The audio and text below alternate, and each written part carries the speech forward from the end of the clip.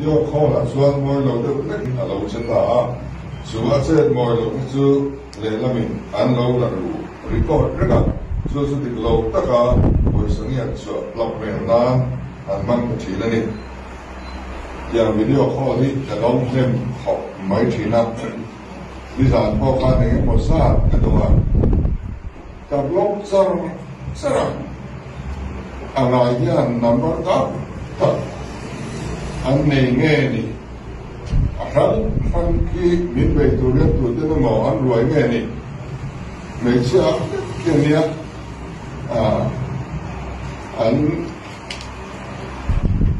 biết cái số anh nào thế mà tập anh này đi đâu số cái nào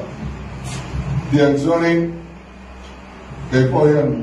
để nó cái tổ cái sao gặp lúc đó giống như sẽ xuống mình đó đấy